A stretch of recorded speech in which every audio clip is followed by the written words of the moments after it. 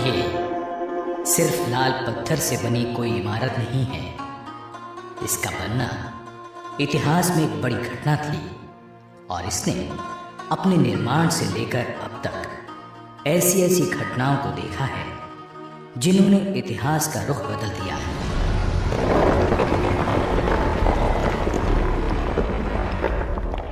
ये है दिल्ली का लाल किला।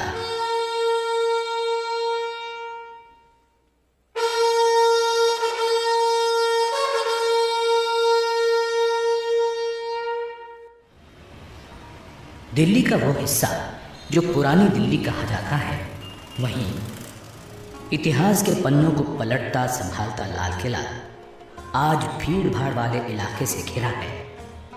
शांत है लेकिन खामोश नहीं। सन 1627 में जब मुगल बादशाह शाहजहां तख्त पर बैठा तो देश में अमन चैन था। बादशाह को बड़ी बड़ी इमारतें बनवाने का शौक था। उसकी राजधानी आगरा में थी, लेकिन आगरा की गर्मी उसे रास नहीं आई। उसने तय किया कि मुगल साम्राज्य की राजधानी अब दिल्ली हो। काफी सोच विचार के बाद तालकटोरा बाग और रायसीना पहाड़ी का चुनाव नए शहर के लिए किया गया, लेकिन बादशाह के दो नामी कारीगर उस्ताद हमीद और उस्ताद अहमद ने यमुना के किनारे खुले मैदान को किले के निर्माण के लिए बिल्कुल सही बताया। सन 1639 में लाल किले की नींव रखी गई। 9 सालों तक कारीगरों, शिल्पकारों और मजदूरों की कड़ी मेहनत के बाद लाल किला बनकर तैयार हुआ। इसी किले के सामने शहर शाहजहानाबाद बसाया गया, जिसे अब दिल्ली कहा जाता है। आलीशान लाल किले के तैयार होने के समय बादशाह काबुल में थे। खबर मिलते ही बादशाह दिल्ली के लिए रवाना हुए।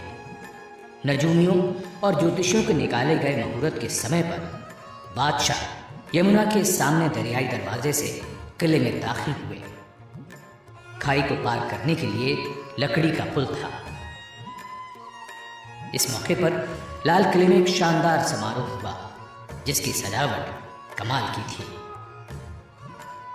आगरा के किले से दुगने आकार के लाल किले की दीवारें यमुना की ओर 60 फुट ऊंची हैं और सामने की दीवार 110 फुट ऊंची है। इसमें 75 फुट दीवार खंदक की सतह से ऊपर है और बाकी खंदक की सतह तक है।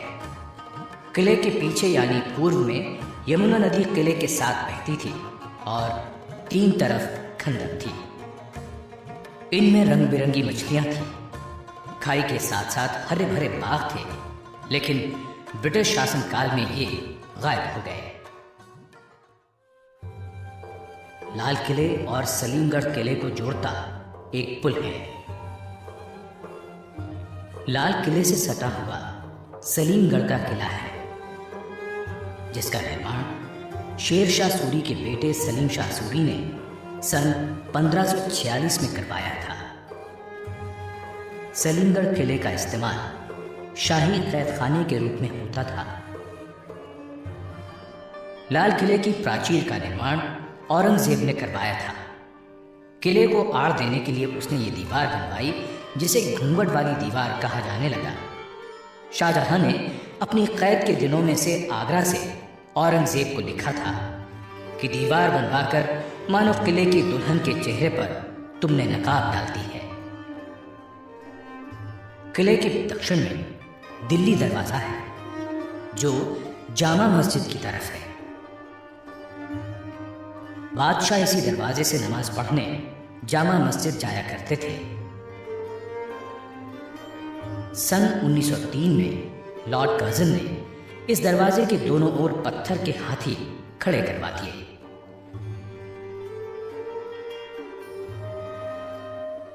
किले के 5 दरवाजे थे, लेकिन लाहौरी दरवाजा मुख्य दरवाजा था।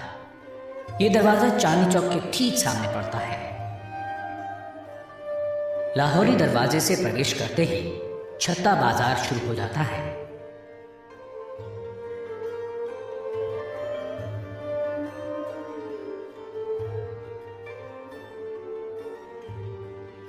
इस छत्ते के दोनों ओर दुकानें हैं और बीचों बीच एक चौक है।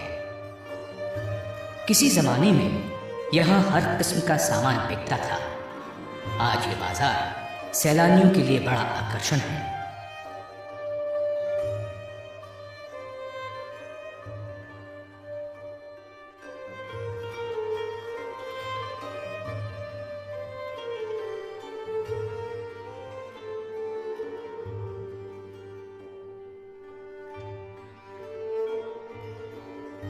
लाहौरी दरवाजे के छत्ते से निकलकर नजर पड़ती है नक्कार खाने की दुमंजिला इमारत पर। बीच में एक चौक था जिसका सरोवर अब मैदान बन चुका है। चौक के इर्द गिर्द मनसबदारों सामंतों के मकान, दफ्तर और बैठकें थी जो अब धूल में मिल चुके हैं। चौक से जरा आगे बढ़ते ही नक्कार खाने का दरवाजा है जिसे हथिया पोल कहते थे। कुछ कहते हैं इसका ये नाम इसलिए पड़ा क्योंकि दरवाजे के दोनों ओर पत्थर के हाथी खड़े थे। इस दरवाजे से आगे किसी को भी अपनी सवारी में बैठकर जाने की इजाजत नहीं थी, सिर्फ शाही खानदान के सदस्यों को छोड़कर। नक्कार खाने में हर रोज 5 बार नौबत बजती थी। इतवार को सारे दिन नौबत बजती थी। इसके अलावा बादशाह के जन्मदिन पर भी पूरे दिन नौबत बजा करती थी। 2 मंजिला नक्कार खाने का दालान 70 फुट चौड़ा और 46 फुट ऊंचा है, जिसके चारों कोनों पर बुर्जियां हैं। इसी नौबत खाने में मुगल बादशाह जहांदार शाह और फर्रुख सियर को कत्ल किया गया था। नक्कार खाने से सामने नजर जाती है दीवाने आम की ओर।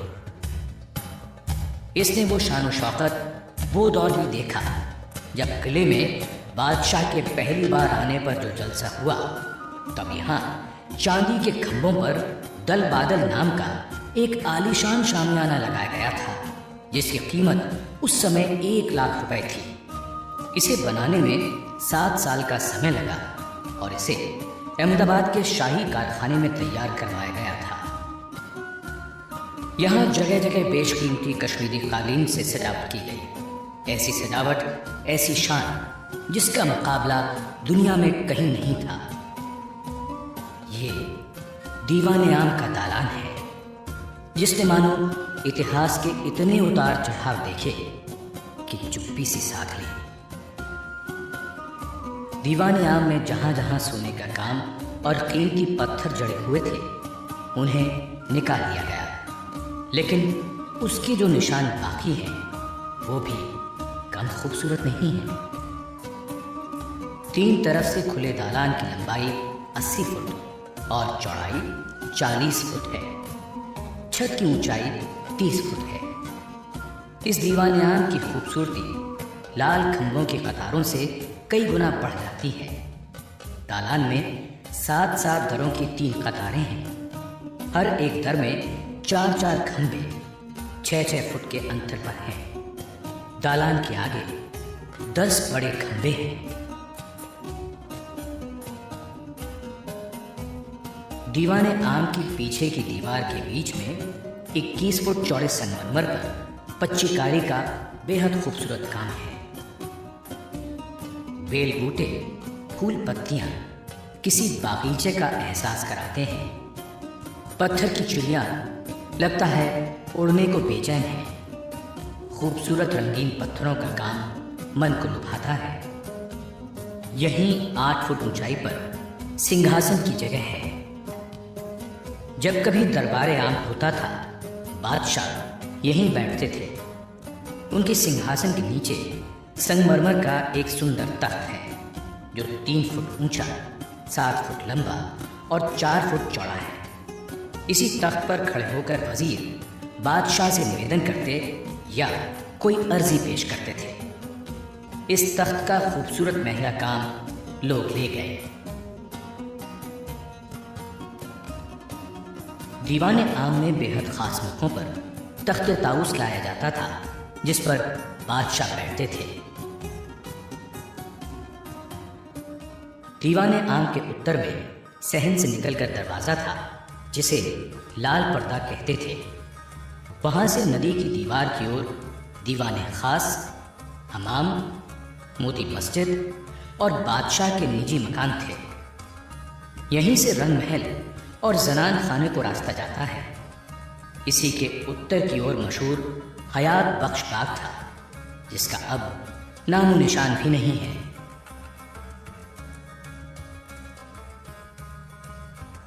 दीवाने खास की शानदार इमारत संगमरमर की बनी हुई है।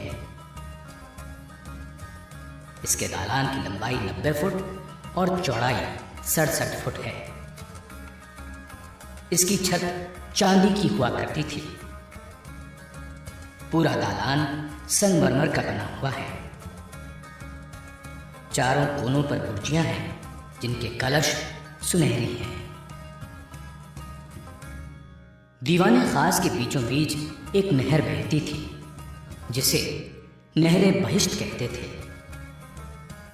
जगह जगह इसमें फव्वारे चलते थे। दालान के भीतर कमरा 48 फुट लंबा और 27 फुट चौड़ा है। इसी में संगमरमर का वो चबूतरा है जिस पर तख्ते ताऊस था।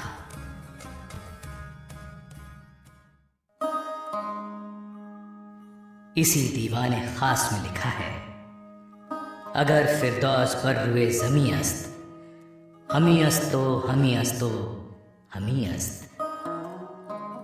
यानी यदि पृथ्वी पर कहीं स्वर्ग है तो वो यही है, यही है, यही है।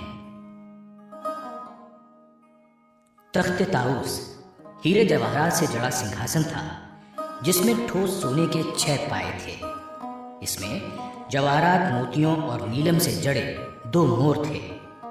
तख्ते ताऊस की कीमत का अंदाजा 17वीं सदी में भी करोड़ों रुपयों में लगाया गया था।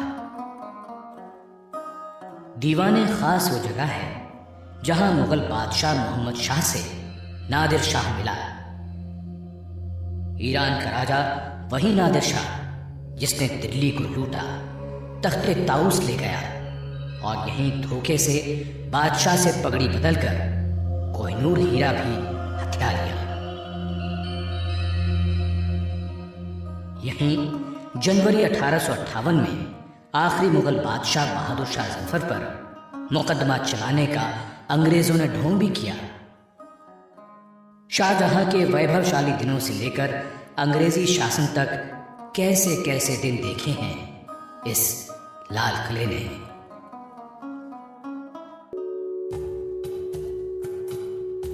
दीवाने खास से उत्तर की ओर शाही हमाम है।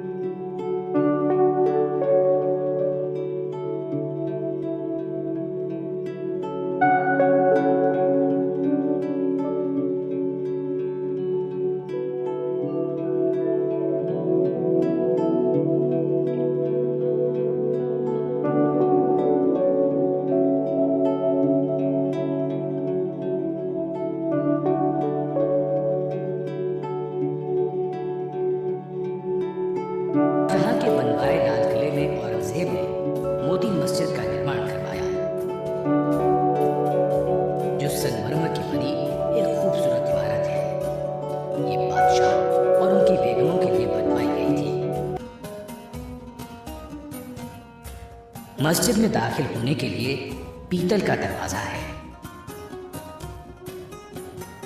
मस्जिद के तीनों गुंबद संगमरमर के बने हुए हैं। सन 1842 में बहादुर शाह ने जफर महल का निर्माण कराया, जो लाल पत्थर का है। ये मेहताब बाग के हौज के बीचों बीच है। इसमें आने जाने के लिए एक पुल भी था। 1857 के बाद ये हौज फौजियों के तैरने के लिए बना दिया गया। दीवाने खास के दक्षिण में संगमरमर के बने खास महल के बीच से नहर बहती थी। तस्बीह खाना, ख्वाबगाह और बड़ी बैठक, इस संगमरमर के महल की 3 तस्वीरें हैं। तस्बीह खाना बादशाह के एकांत क्षणों में इबादत का गवाह होने के साथ वैभव का भी प्रतीक है।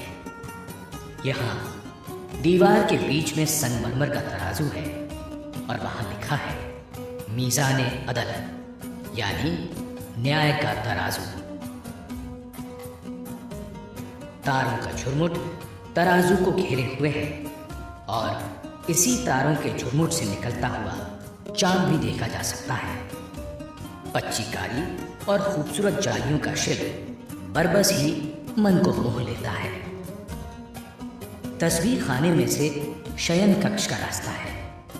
इन सभी कमरों में पच्चीकारी का खूबसूरत काम है। जगह जगह कीमती पत्थर और नगीने लोग निकाल कर ले गए। नहरे बहिश्त में बने संगमरमर के हौज में फूल पत्तियां पच्चीकारी की शक्ल में बिखरी पड़ी हैं।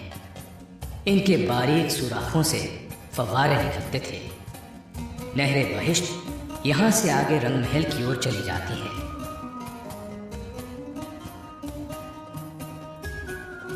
ख्वाबगाह की पूर्वी दीवार की ओर गुंबद वाला बरामदा है। यहाँ 8 कोणों वाला कमरा है जिसके ऊपर गुंबद है। ये मुसम्मन बुर्ज है।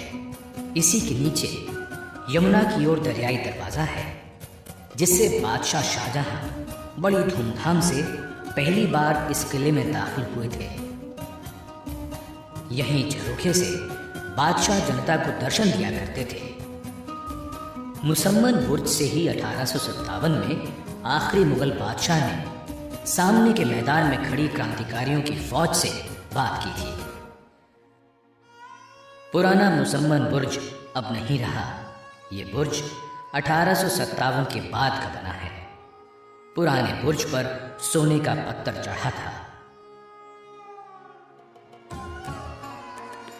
दीवाने आम के ठीक पीछे आलीशान रंग महल है। इसका सहन बहुत चौड़ा है। 13 दालान 5 हिस्सों में बटा हुआ है। नहरे बहिश्त इसके बीच से बहती थी, जो इसे ठंडा रखती थी।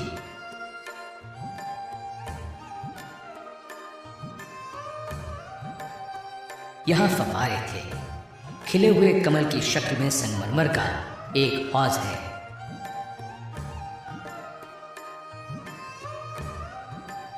इस महल की छत चांदी की थी, जिसे उखाड़कर तांबे की लगा दी गई और बाद में तांबे की भी छत उखाड़कर लकड़ी की सिंदूरी रंग की छत लगा दी गई।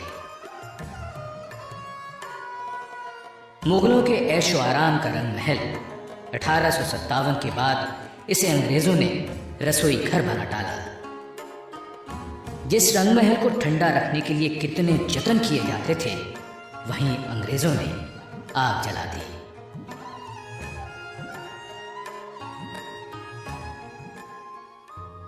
मुमताज महल बड़े महलों में से एक था, जिसकी छत के चारों कोनों पर सुनहरी छतरियां थीं, जो समय की मार नहीं झेल पाई। 1857 के बाद इसे कैद खाने में बदल दिया गया। अब ये संग्रहालय बन चुका है।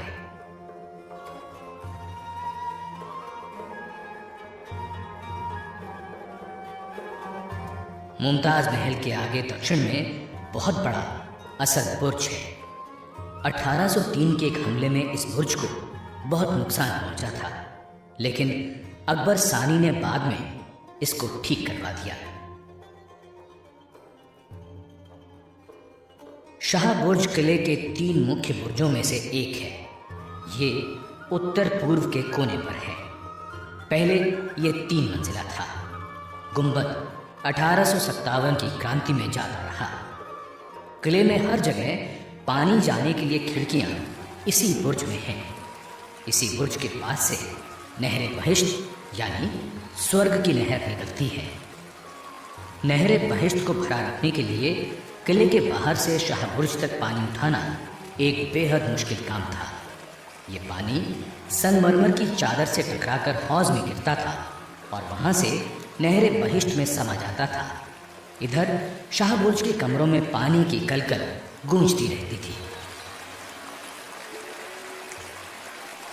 हयात बख्श बाग के मैदान में संगमरमर की 2 इमारतें सहेलियों की तरह बतियाती मालूम पड़ती हैं और ऐसा लगता है इनकी बातें जल महल चुपचाप सुनता रहता है।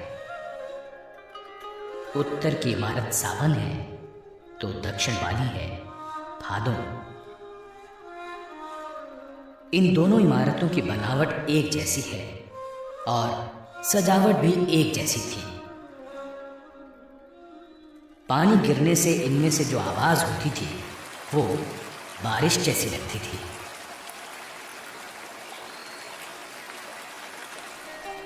लाल किला मुगलों के जमाने से ही सत्ता का प्रतीक रहा।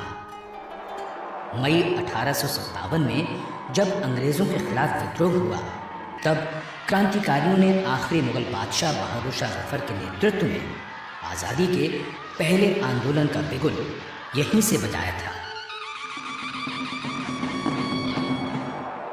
1857 में जब लाल किला अंग्रेजों के कब्जे में आया उसके बाद इसमें बहुत सी तब्दीलियां आईं। किले की कई इमारतों को ढाकर फौजियों के लिए बैरक बनवा दी गई। लाल किला अब बादशाह का आलीशान महल नहीं रहा, वो अब अंग्रेजी फौज की छावनी बन गया था।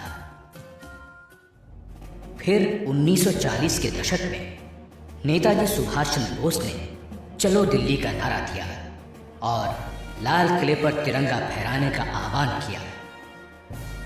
इसी लाल किले में आज़ाद हिंद फौज के अफसरों पर अंग्रेजों की ओर से मुकदमा भी चलाया गया। आज़ाद हिंद फौज के अफसरों को यहीं कैद करके रखा गया था। इस ऐतिहासिक मुकदमे में पंडित नेहरू, भूलाभाई देसाई और कैलाशनाथ काटजू बचाव पक्ष के वकील थे। उस वक्त ये नारा देश भर में गूंजा था। लाल किले से आई आवाज, सहगल, ढिल्लो, शाहनवाज। लाल किला मुगल साम्राज्य के वैभव, शान शौकत, विलासिता और गौरव का गवाह है, तो उसने मुगलिया सल्तनत के पतन को भी देखा है। बादशाहों की मजबूरियों पर आंसू बहाए हैं, जालिमों के जुल्म और लुटेरों की लूट दर्ज की है। अंग्रेजों के खिलाफ एक बादशाह के नेतृत्व में क्रांतिकारियों को लड़ते देखा है। आज़ाद हिंद फौज के अधिकारियों और जवानों पर मुकदमे की बहस को सुना है। स्वाधीनता के लिए देश से उठती आवाज़ें भी इसके कानों तक पहुंची हैं और यही लाल किला आज़ादी मिलते ही मानो सबकी यादों में बस गया जब इसकी प्राचीर से पहले प्रधानमंत्री ने तिरंगा फहराया था।